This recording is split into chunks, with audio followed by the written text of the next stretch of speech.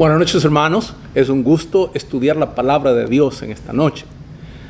Les invito a abrir sus Biblias en la carta a los Efesios, capítulo 5, de los versos del 15 hasta el final. Dice así la palabra de Dios. Mirad pues con diligencia cómo andéis, no como necios, sino como sabios, aprovechando bien el tiempo porque los días son malos. Por tanto, no seáis insensatos, sino entendidos de cuál sea la voluntad del Señor. No os embriaguéis con vino, en lo cual hay disolución. Antes bien, sed llenos del Espíritu Santo, hablando entre vosotros con salmos, con himnos y cánticos espirituales, cantando y alabando al Señor en vuestros corazones, dando siempre gracias por todo al Dios y Padre, en el nombre de nuestro Señor Jesucristo. Someteos unos a otros en el temor de Dios. Las casadas estén sujetas a sus propios maridos como al Señor, porque el marido es cabeza de la mujer, así como Cristo es cabeza de la iglesia, la cual es su cuerpo y Él es su Salvador. Así que, como la iglesia está sujeta a Cristo, así también las casadas lo estén a sus maridos en todo. Maridos, amad a vuestras mujeres, así como Cristo amó la iglesia y se entregó a sí mismo por ella, para santificarla, habiéndola purificado en el lavamiento del agua por la palabra, a fin de presentársela a sí mismo una iglesia gloriosa, que no tuviese mancha, ni arruga, ni cosa semejante, sino que fuese santa y sin mancha. Así también los maridos deben amar a sus mujeres como a sus mismos cuerpos. El que ama a su mujer, a sí mismo se ama, porque nadie aborreció jamás su propia carne, sino que la sustenta y la cuida, como también Cristo a la iglesia, porque somos miembros de su cuerpo, de su carne y de sus huesos.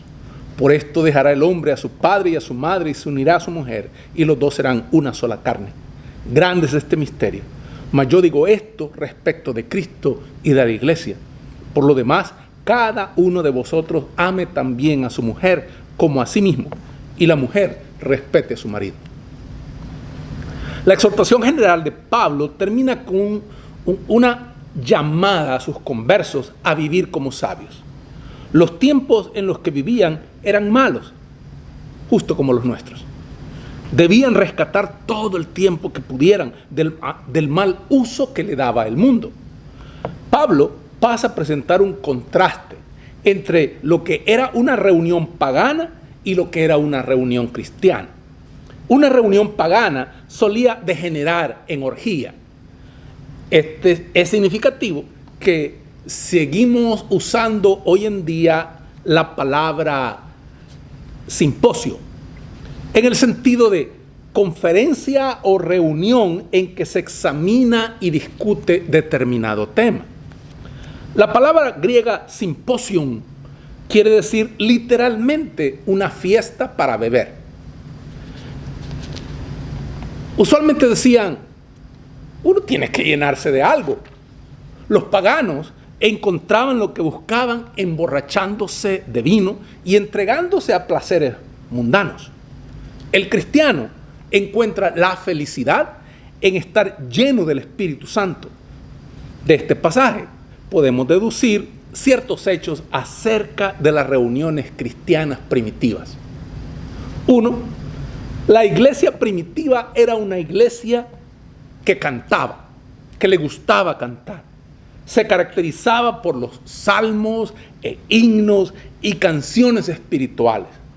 Estaba tan feliz que no podía hacer menos que cantar. Dos, la iglesia primitiva era una iglesia que daba gracias a Dios.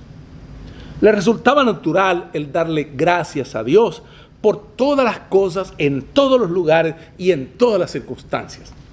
Crisóstomo, un líder cristiano del siglo IV en Antioquía, era un gran predicador. Y él expone la idea curiosa de que el cristiano puede dar gracias hasta por el infierno. Porque el infierno, decía él, es una advertencia que nos ayuda a mantenernos en el buen camino.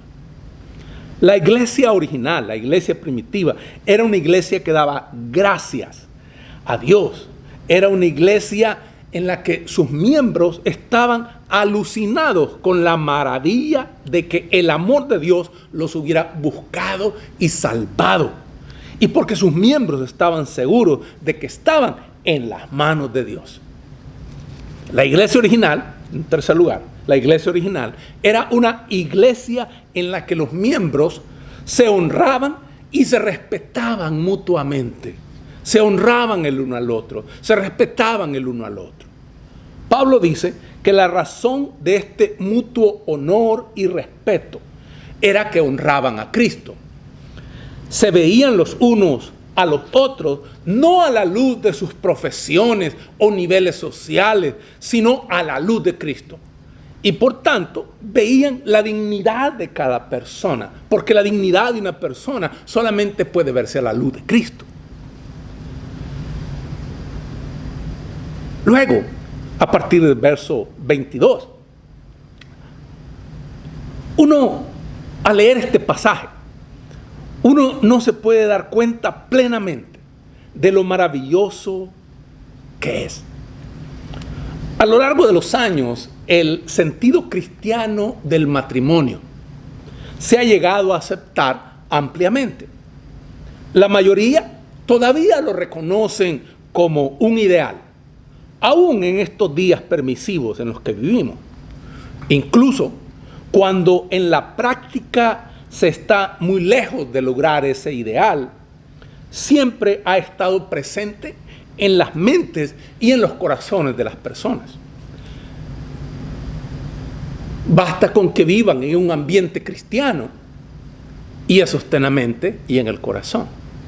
El matrimonio se considera la unión perfecta de cuerpo, mente y espíritu entre un hombre y una mujer. Pero las cosas eran muy diferentes cuando Pablo escribía. En este pasaje, Pablo estaba proponiendo un ideal que brillaba con una pureza radiante en un mundo inmoral. Consideremos brevemente la situación en que Pablo escribió este pasaje. Los judíos tenían una opinión muy baja de las mujeres. En la oración de la mañana se incluía una frase en la que el varón judío daba gracias a Dios por no haberle hecho gentil, esclavo o mujer. Para la ley judía, una mujer no era una persona, sino una cosa. No tenía ningunos derechos legales. Era posesión absoluta de su marido, que podía hacer con ella lo que quisiera. Los judíos tenían, en teoría, el ideal más alto del matrimonio. Los rabinos tenían algunos dichos como estos. Un judío debe entregar su vida antes que cometer idolatría, asesinato o adulterio. También decían, el mismo altar vierte lágrimas cuando un hombre se divorcia de la mujer de su juventud. Pero en los días de Pablo, el divorcio se había generalizado trágicamente.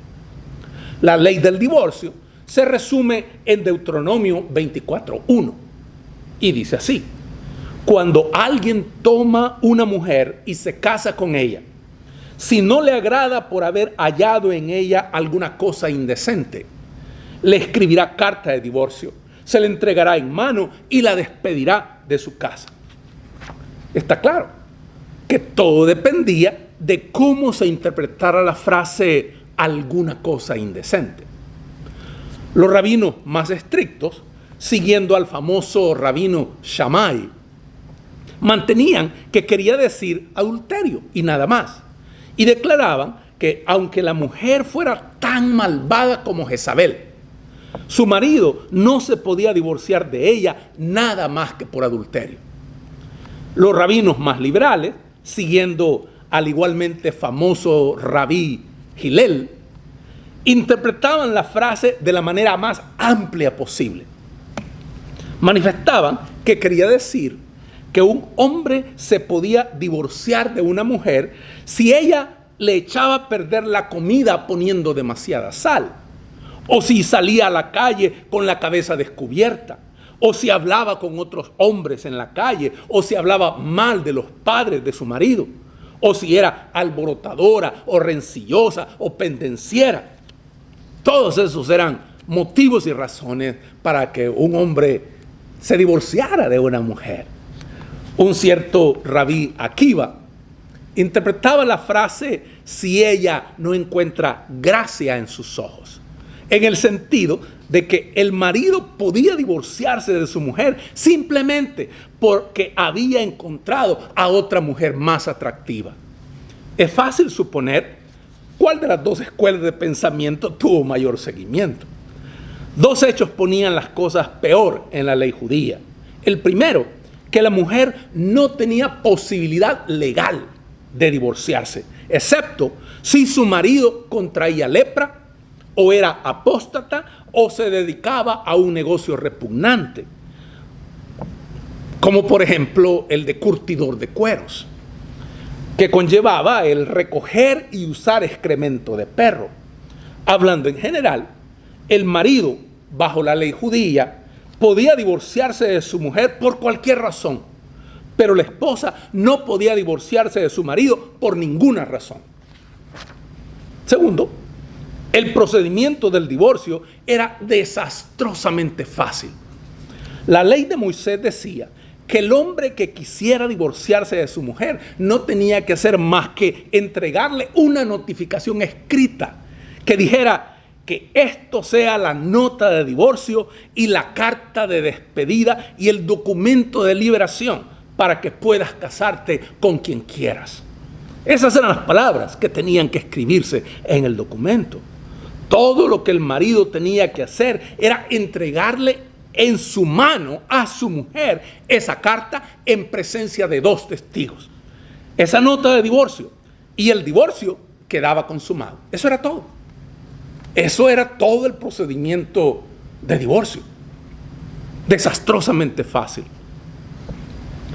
La otra única condición era que tenía que devolverle la dote de su mujer. En el tiempo de Jesucristo, el vínculo matrimonial estaba en peligro hasta entre los judíos. Hasta tal punto que la misma institución del matrimonio estaba amenazada, porque las jóvenes judías se negaban a casarse, ya que en su posición como esposas era incierta. No sabían qué podía esperarles, así que se negaban las muchachas judías a casarse. La situación era todavía mucho peor en el mundo griego. La prostitución era parte esencial de la vida griega. Demóstenes había establecido lo que era una norma de vida aceptada por todos los griegos. Él decía, tenemos cortesanas para el placer, concubinas para la cohabitación diaria y esposas para tener hijos legítimos y una guardiana en los asuntos de nuestro hogar.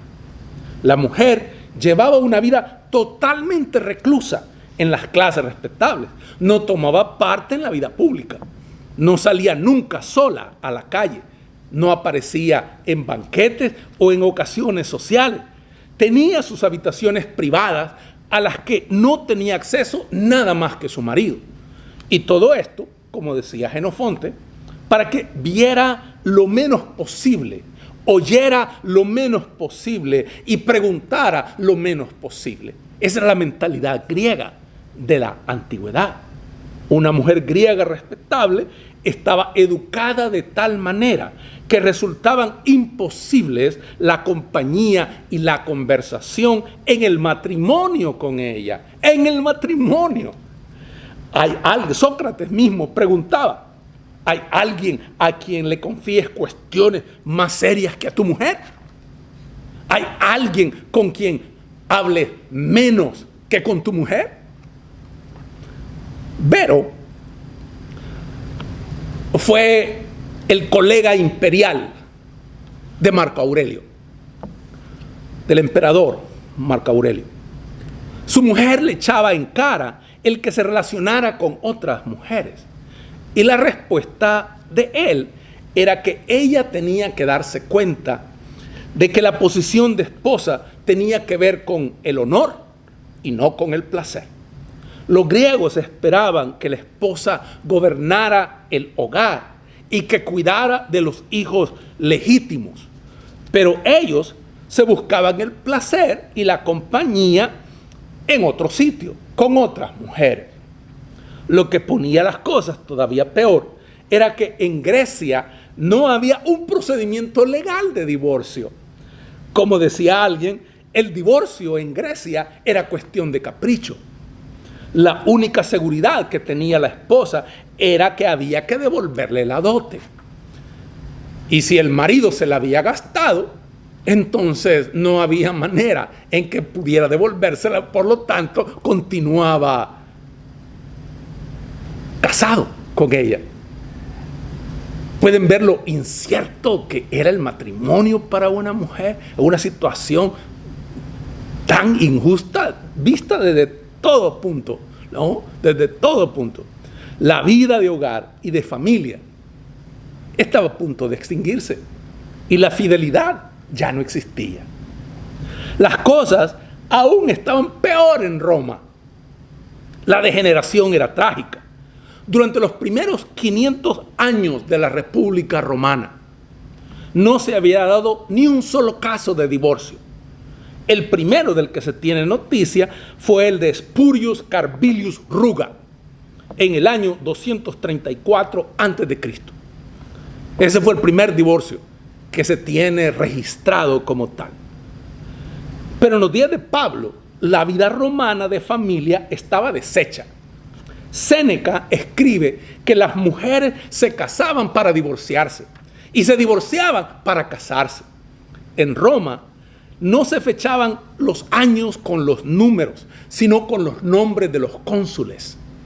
Séneca dice que las mujeres fechaban los años por los nombres de sus maridos. Marcial cuenta que una mujer había tenido 10 maridos. Juvenal refiere que una había tenido 8 maridos en 5 años.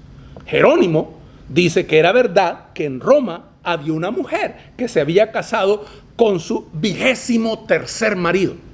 Y ella era su 21ª esposa. Encontramos que hasta Cicerón, en su ancianidad, se divorció de su mujer, Terencia, para casarse con una joven que había heredado una fortuna. Y Cicerón era el albacea de esa fortuna. Así que Cicerón se divorcia de su mujer, Terencia, para disponer de la herencia de la joven mujer con la que se casa. Y así pagar sus propias deudas. Eso no es decir que no existiera la fidelidad. Suetonio cuenta que una dama romana llamada Malonia prefirió suicidarse antes que entregarse al emperador Tiberio. Pero no es demasiado decir que el ambiente general era de adulterio. El vínculo matrimonial estaba en las vías de desaparecer.